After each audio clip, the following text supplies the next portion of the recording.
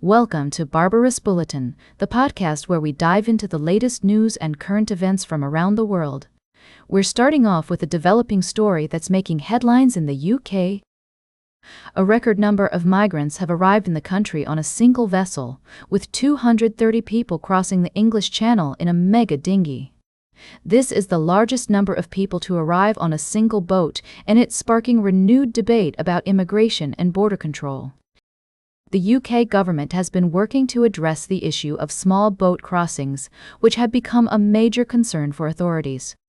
The English Channel is one of the busiest shipping lanes in the world, and the journey can be incredibly dangerous for those attempting to make the crossing. According to the latest figures, over 14,000 people have crossed the channel in small boats so far this year, with many more attempting to make the journey.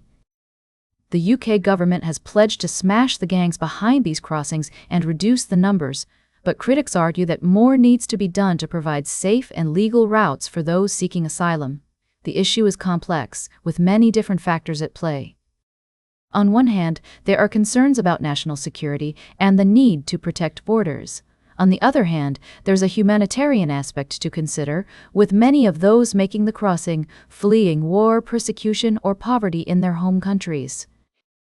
We'll be keeping a close eye on this story as it continues to unfold. In the meantime, we want to hear from you. What do you think is the best way to address the issue of small boat crossings? Should the UK government be doing more to provide safe and legal routes for asylum seekers, or do you think the focus should be on strengthening border control? We'll be right back with more of today's top news on Barbaras Bulletin. Welcome back to Barbaras Bulletin. We're diving into the latest news from around the world, and today we have a few significant stories to share with you. Let's start with some developments in international relations. Russia has denied reports that it held secret peace talks with Germany, stating that no such discussions took place. This comes amid ongoing tensions between Russia and Ukraine, with both sides experiencing losses in recent weeks. In other news, the Russian central bank is urging lenders to support businesses impacted by the recent Wildberries warehouse attacks. The e-commerce company has seen nearly 24 logistics centers attacked by Ukrainian drones, resulting in significant losses for third-party merchants.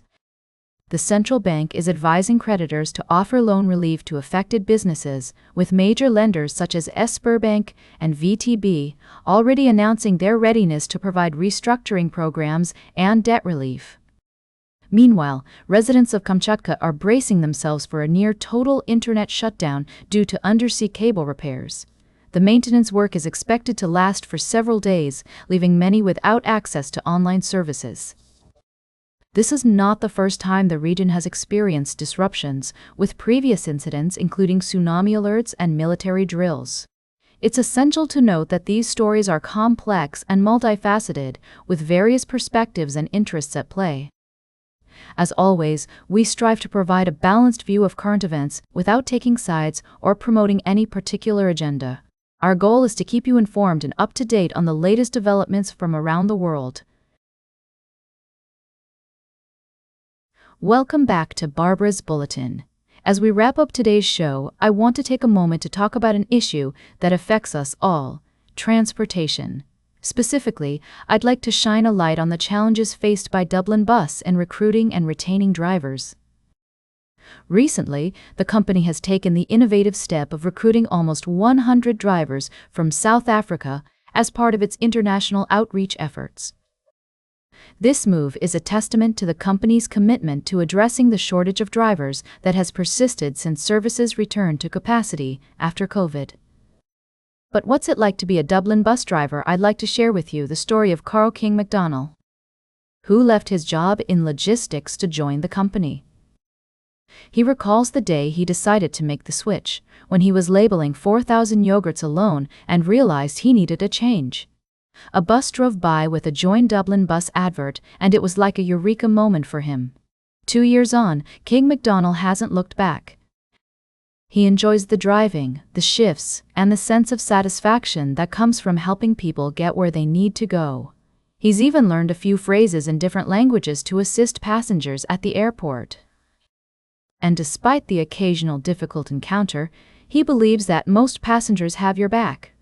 Her grandmother worked in head office, and her grandfather and uncles were all involved with the company in various roles.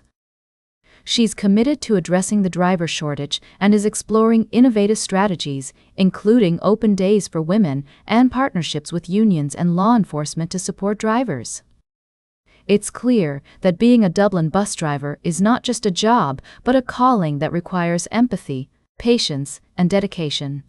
As we consider the challenges faced by our transportation systems, let's remember the men and women who work tirelessly behind the wheel to keep our cities moving. That's all for today's Barbaras Bulletin. Remember to like, share, and subscribe, and until next time, stay engaged.